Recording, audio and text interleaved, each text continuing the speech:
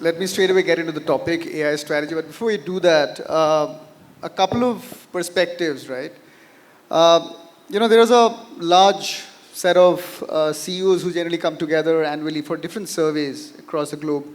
And one of the recent surveys that essentially suggested that 4 out of 10 CEOs globally feel that if they sort of keep doing the way they are, or if the business continues the way it is continuing today, they will possibly cease to exist in 10 years' time. And it also says that at least 40 to 45% of these organizations are already getting into different sectors. Right? Whichever sector they essentially have been working on, they're going into different sectors. So essentially what I'm trying to say is organizations are thinking of business model reinvention. And you cannot leave AI behind if you have to think of reinventing your business model. And when you have to think of AI right at the core of your business, there are certain tenets around which that has to be built. Of course, the very first thing is how do you strategize? How do you put an AI strategy which is linked with your business outcomes instead of having or looking at that as a technology program. Risk, ethics plays a very important role in terms of how successful you as an organization will be when you are adopting AI. Skill development, engaging your employees becomes extremely important. And finally, sustaining that, right?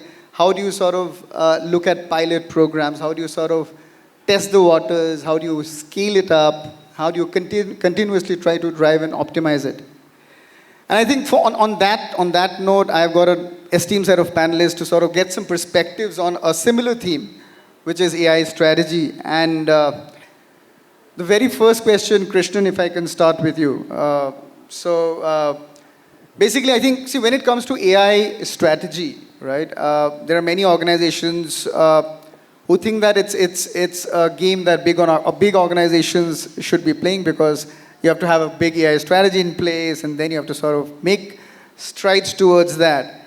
But when you look at small and medium enterprises, how important is it for them to sort of have an AI strategy and spend a lot of time towards strategizing it instead of straight away getting into some program? So your thoughts and guidance on that. Sure.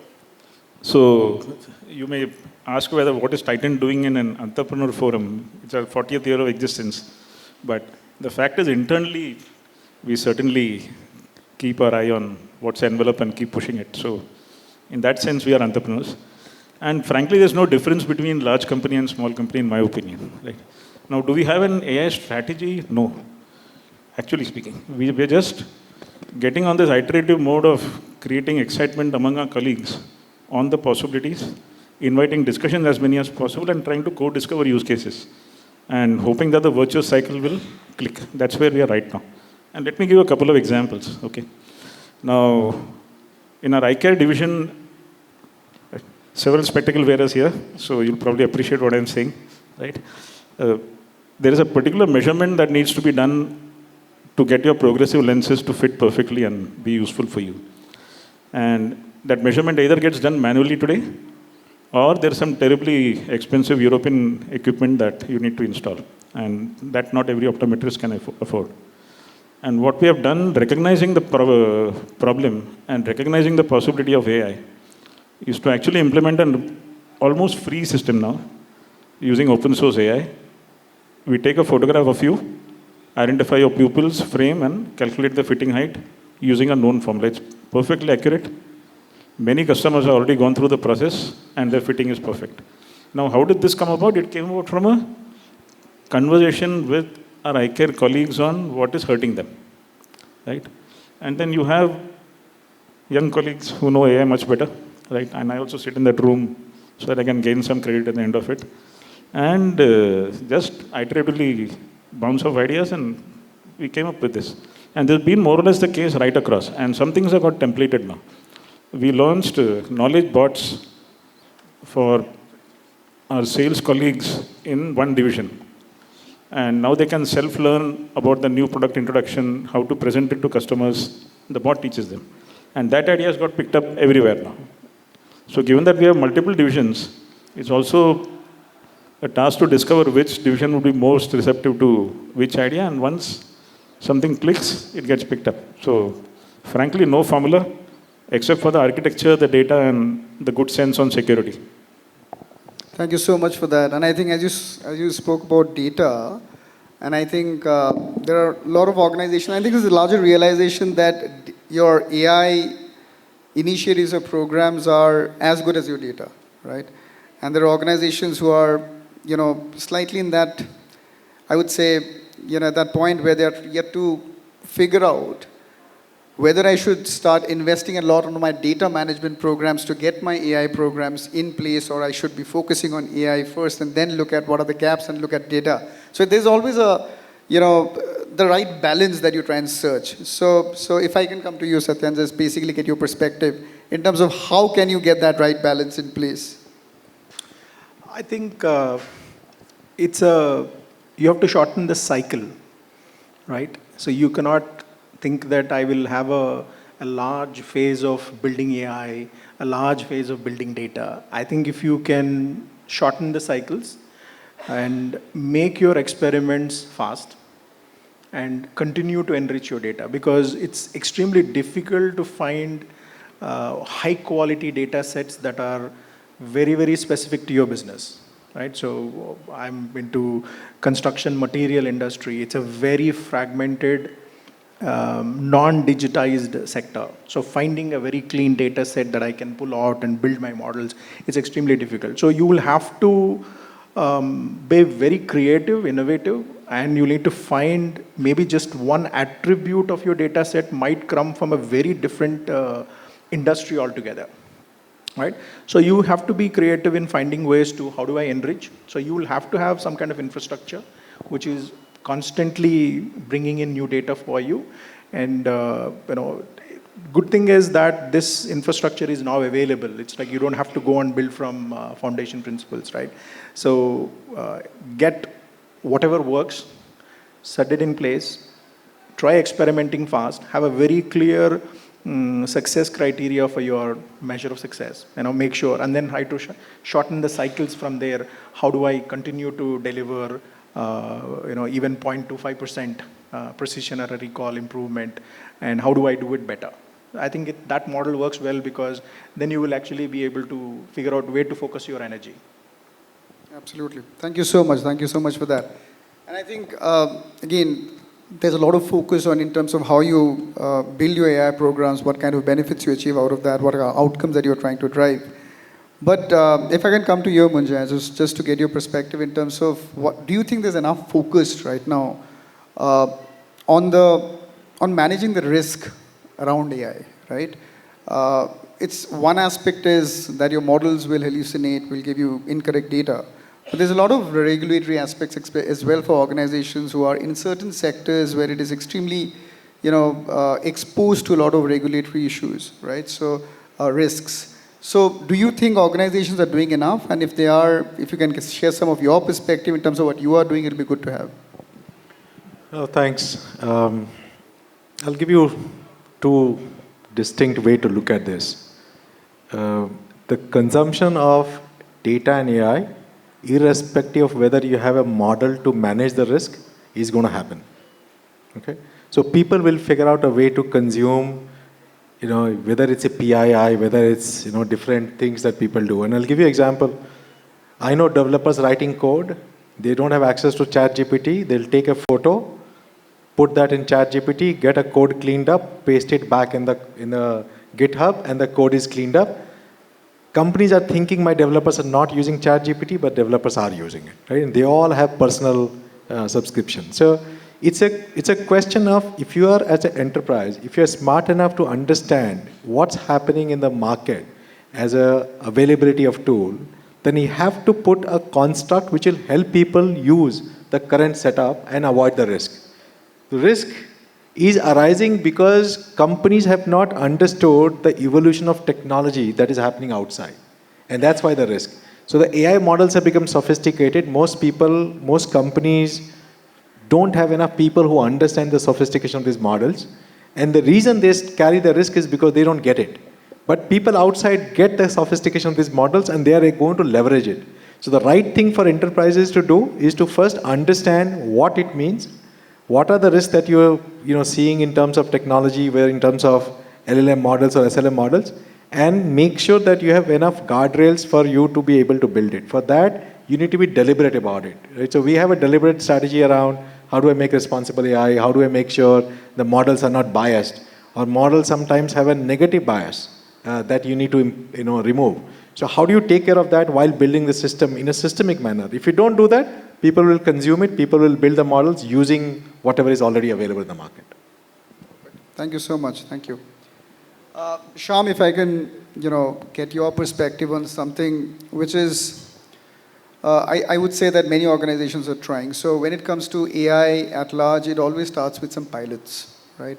Identify a specific area, see if it works, and then democratize it across the organization.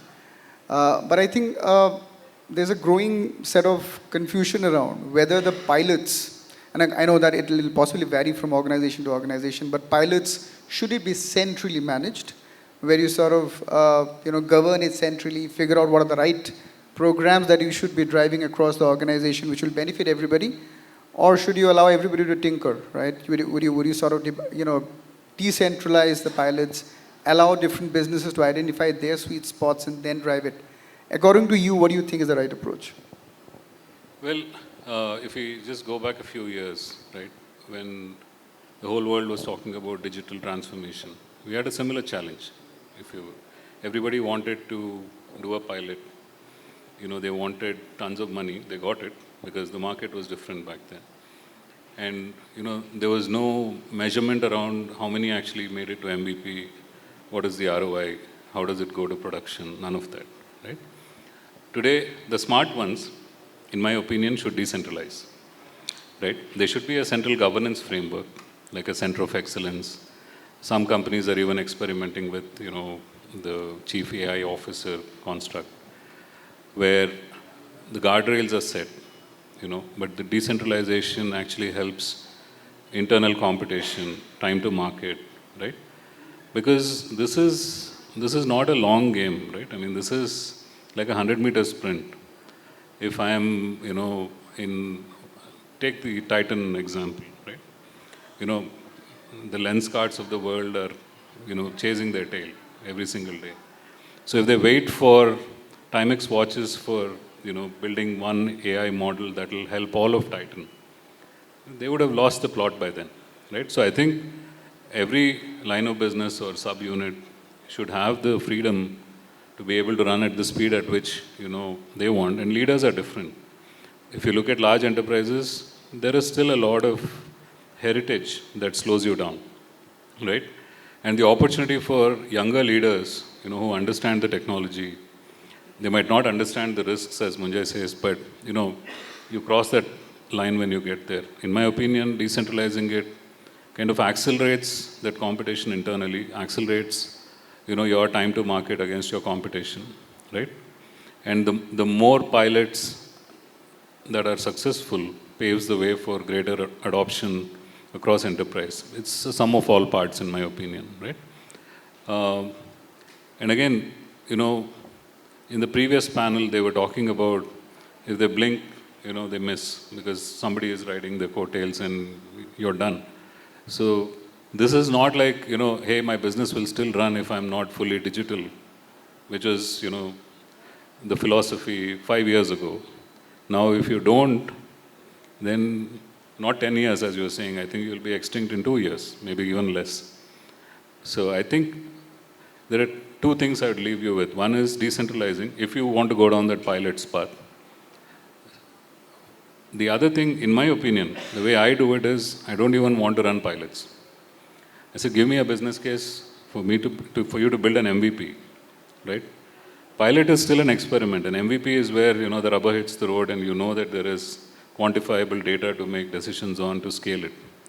I think scrap the whole pilot philosophy, go straight. What is the worst case scenario? You're going to lose maybe a few $100,000. But the gain is exponential. So I think the smarter, companies, the ones that are willing to take some risk, should go down that path. That's, my 2 cents. No, I think that's great. And I think you brought up a very important point, which is do we really need to do pilots at times, right? I think, and that's where I'll try and seek some perspective because, and I'll come to you maybe, Krishnan, on a very similar note, there are organizations who do at times get into that use case trap, right? That you keep building use case after use case, trying to figure out what's going to be successful, where am I going to fail, and then keep doing that over and over again and do not see light at the end of the tunnel. So, according to you, is driving pilot programs in a satellite manner across the organizations very important for overall value creation? Or do you just straight away start investing heavily in that specific area and identify a function and go all out? So what's your take on that? See, pilots are necessary in order to get a community of stakeholders excited about a possibility. But the use case trap is a very valid one, right? Avoid it. I'll cite a discussion that we had just earlier this week, right? Given the kind of company we are, thousands of stores, thousands of colleagues all over the country, you can imagine the number of small and medium value bills that we generate, local expenses, right? Classic case for invoice and payout automation. And we are talking in terms of investing in a BPM platform for this. My colleagues just spoke about not investing in that BPM platform, but going the AI agent route, and made an excellent presentation on how this would work, and essentially exuded the body language of confidence, more than anything else. And so the CFO said, let's run a pilot, but a very limited one. Oh, itne din mein khatam karo, let's just establish that it works, and then we go all out. That's all we want. We want leaders to say, okay, show me something. And I will judge from here that the whole thing is going to work, and after that, we are on. That's why it's frankly stakeholder to stakeholder. And now I'm sure the finance team will be perfectly happy seeing what they want to see in probably less than a month, for sure. And then the next AI domain possibility may come from the finance team itself, or if we propose it, they'll say, okay, let's start. So it's just a virtuous cycle, frankly. Absolutely. Thank you so much. Let's move on to a different, I would say theme altogether, which is, engaging your employees when you're embarking upon an AI journey. And I think, generally we think of upskilling, we think of how do I get the AI talent, but there's a lot of, I would say apprehension also that at times leaders have that if I adopt technology and AI beyond a certain point, am I sort of creating a little bit of insecurity among my people? There's statistics that suggest, very recently in one of the McKinsey study that suggests that, employees are possibly, 30% of occasions, employees are actually much more inclined to sort of adopt AI in a certain setup than what the leaders think, right? So keeping in mind, of course, we know that the new age, talent that we have, they are far more equipped. They essentially want to adopt AI faster than what we think. Does our employee engagement strategy, or how do I approach engaging my employees for larger AI transformations? Should I approach it slightly differently? What should be those levers that I should be thinking of when I have to engage a larger organization around an AI strategy? And this is something where I would like to get some thought from all of you, because this is something that every organization is thinking, that how do I engage my employees? Maybe we'll start with you, Satya, and then... So I'll give a couple of use cases to help, right?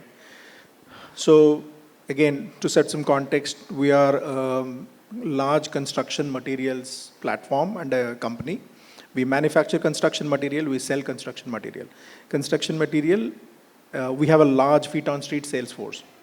And every day our sales teams go and meet customers, identify what demand, what requirements they have gotten, and we sell, right?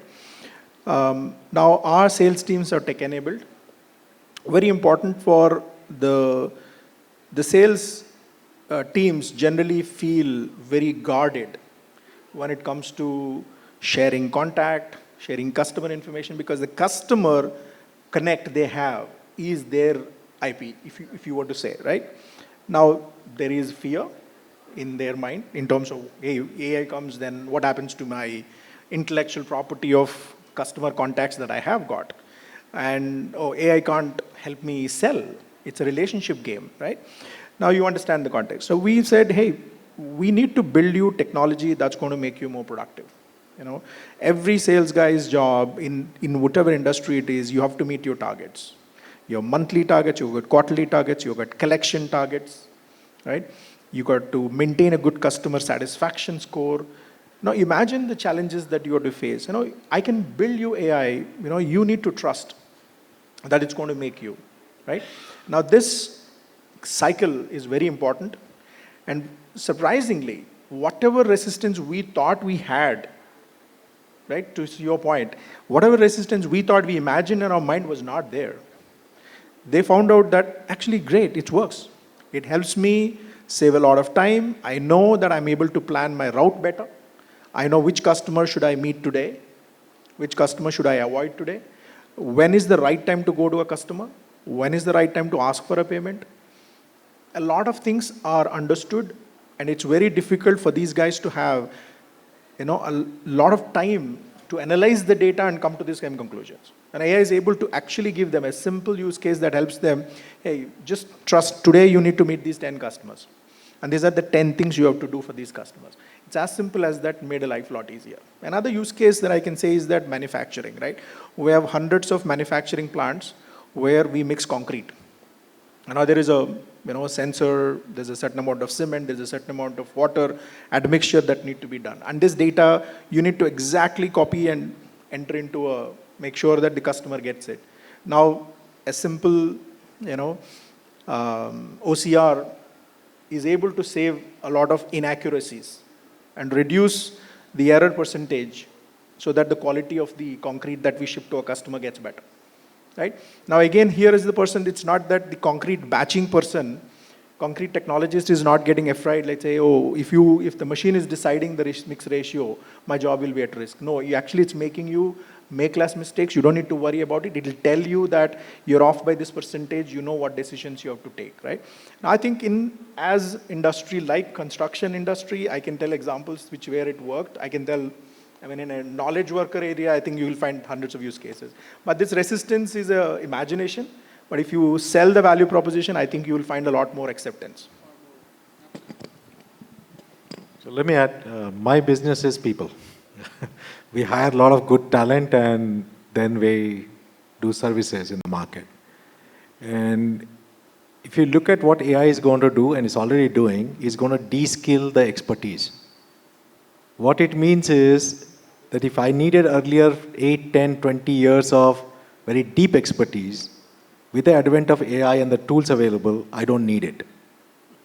Which means I need a lot more younger workforce. And I strongly believe India has an inherent advantage because we have a young workforce. And if the de-skilling happens at a faster pace, the younger population will be able to use a lot of these AI services and deliver a far superior experience to the market. So that's one big change which is coming up. The second big change which I think is most organizations, and I am on the journey myself, will create a second brain for their organization. Which means today companies are learning at the pace of each individual or at best at the team's speed. So as the team learns, they learn at the speed of the team.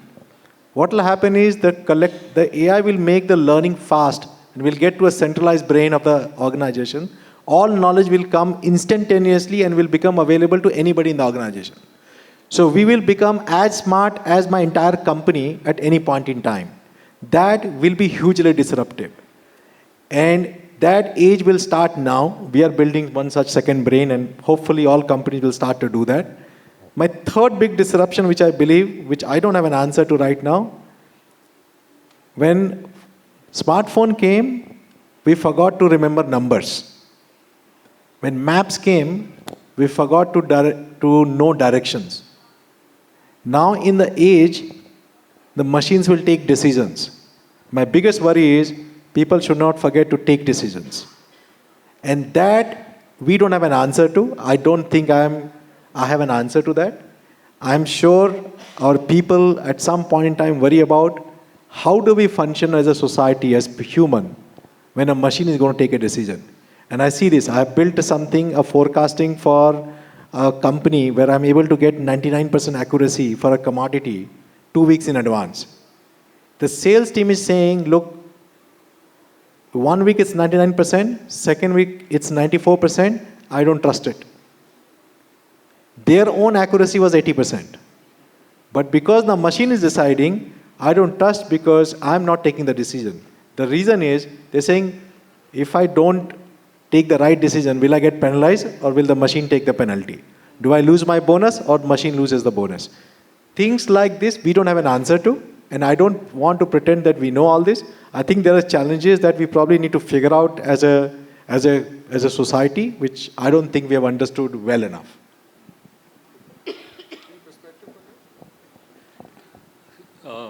See, I work for a services company. We have a workforce of close to 10,000 people worldwide, right?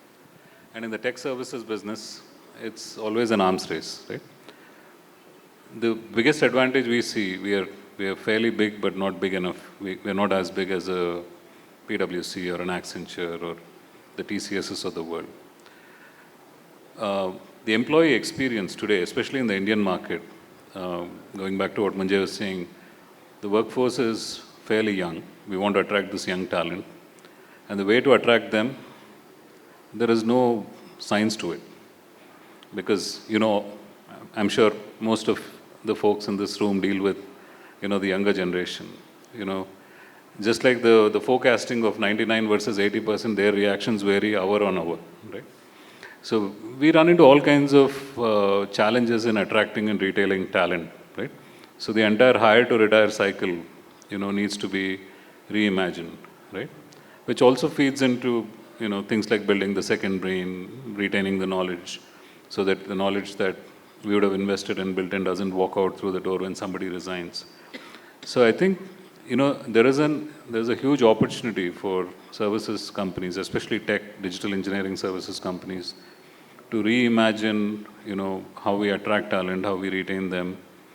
And again, we'll take some very basic example, right? In India, you make 10 offers, maybe 4 people will show up, right?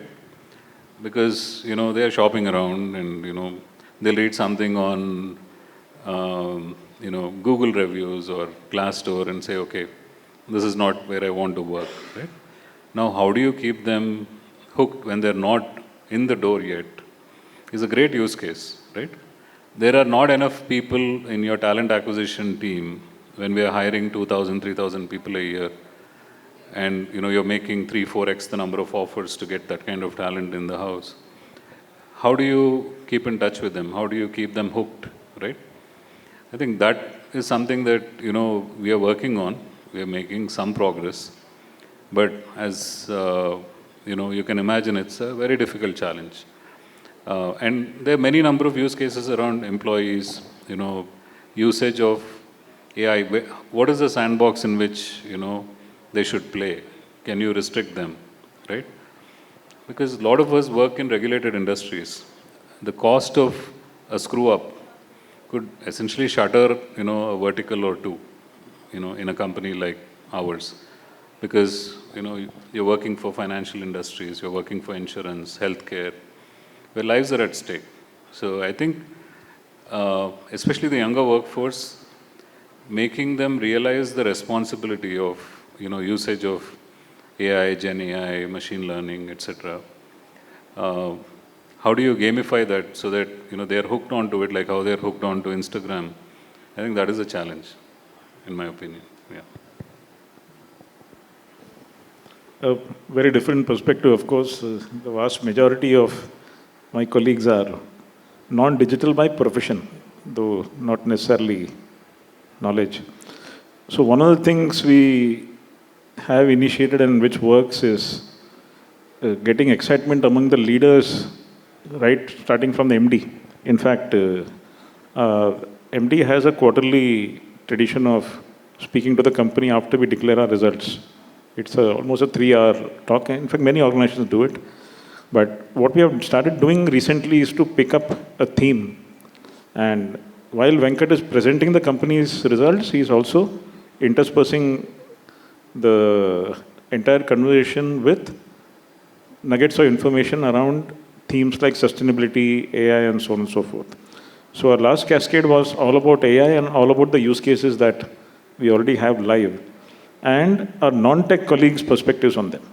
So there were very few of my colleagues on that particular talk. It was all colleagues from divisions and functions who are already using the AI, what is their perspective. So it attracted quite a bit of attention. And so when the leader starts saying, look at AI, it's almost like saying, look at AI as an end in itself. And frankly, that's not unfair because it's such a discontinuous technology that to look at AI just as a means to something would probably be a very restrictive approach. And like fellow co-panelists also saying, if it is going to change life completely, might as well stare at it for what it is and be able to dimension it much more than you would have dimensioned, let's say, an RPA or an ERP or other technologies that are live today. And so it's working. Many of our colleagues are excited enough to reach out. Use cases are being co-invented right now. Possibilities are being discussed. So there is a cycle. But in a company like ours, for the leader to stand up and say, guys, look at this, and we have the digital team ready to talk with you, but you take the step. So maybe, Krishnan, if I can just do a follow-up. And I think it's related. See, I mean, when it comes top-down, there's a larger realization that the organization needs to be involved in an AI initiative much more than thinking of it as a technology program, right? That's something which we are seeing organizations doing. But when it comes to citizen-led development, democratizing AI across the organization and all of that, and I think today we have ways and means to do it. There are agentic workflows coming in. We are talking about decisions being taken to a certain extent by different agents. Being part of a large organization, do you see that happening? Do you see there's an intent to sort of engage the larger organization to come in and be partners in crime when it comes to driving a large initiative which is led by technology, which is led by AI, but with a common business goal in mind? This is my favorite topic, and I'll tell you why it's my favorite topic. I think a lot of people sitting up in the hierarchy believe that they know what needs to be driven at the bottom. Okay? And that is a fallacy. The youngsters have figured out a much sharper way of using because they are native user of AI tools. And I'll give a very quick example. If I want to solve a problem, typically people who have thought before, they solve a problem from point A to B to C to D, and they follow a logical sequence of solving a problem.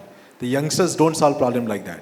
People are using ChatGPT, they solve part A, part B, part C, and then stitch it together, and that's how the problems are solved.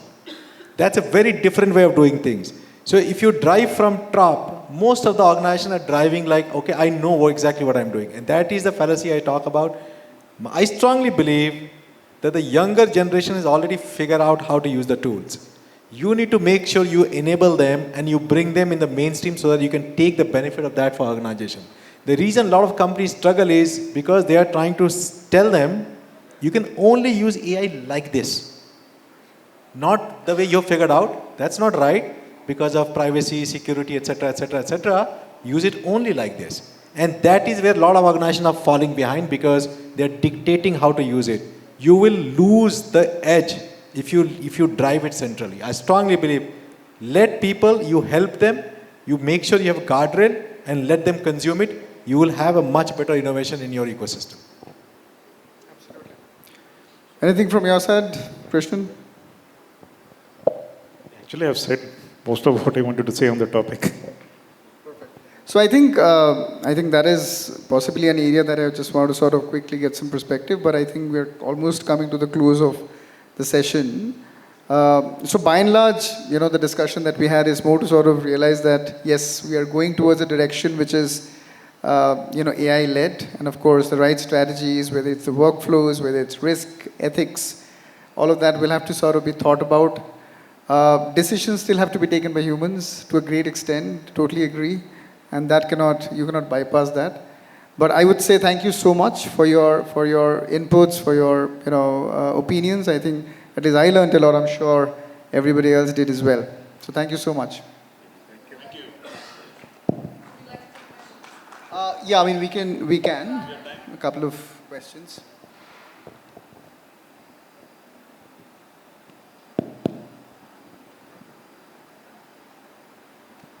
Hello. Hi, sir. Hi, everyone. So, I am currently a student at Dayanand Sagar College of Engineering, Computer Science and Engineering branch. But I am a startup founder as well. So, our college is pretty much supportive. And so, recently, OpenAI's servers were down. And most of the startups faced, like, who were using their APIs faced these issues because they were relying on OpenAI. And the cost which is required to make LLM like that, which like just DeepSeek had made it, but not that way, like where startups like mine can do that. So is it like we should depend on AI agents or we should make our own LLMs? Or what is the optimized way? One day, what if they crash for long and our startups also die because of them? You want to point your question to someone in specific? No, I just want to ask the whole. So I'll take a stab at it, right? So depending on your problem statement, I think there is no point in trying to build everything from scratch because the very fundamentals of machine learning are built on building on top of one another, right? So you take something, if you are solving a specific problem and you want to protect, yes, you build your own private model. Whether that is a LLM or a small language model depends on what is the exact problem and how much data you need.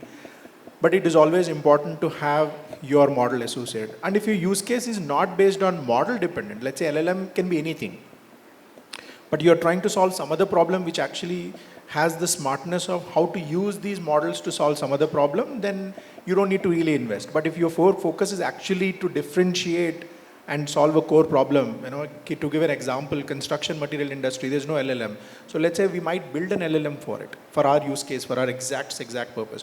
But a large number of use cases I might not need, right? I might just take on advantage. So, and it is better to pay that. It is better to pay the price because you're only paying a fraction of the cost, and instead of investing and taking entire risk of building an entire LLM from scratch, making sure the precision recall and making sure these hallucinations are already sorted out. The investment that goes in building it, you don't need to. And your faster time to market is very important for you. Particularly you're an early startup and you want an MVP, you want to test your model. So you would like to probably invest in an LLM unless it's an absolutely necessity for your problem. Don't invest it, take it, go solve your problem, demonstrate the value, look for, how do you monetize your solution or a service that you're providing to people. Then maybe once you think that you have gotten the core of it, then maybe you can invest into building your model to make it even better or optimize something. And that's my take of this one. Without knowing the exact problem you're solving, I'm giving a very generic answer to you. So from a startup perspective, I think he's right. From an India perspective, I do believe we should build our own, because if you don't have the infrastructure today or tomorrow, we will be subservient to somebody else controlling it. So, I don't know if that's what your question was, but from India perspective, I absolutely agree we should build our own, because these are finally foundational layer. If you don't have it in control, somebody else will control us.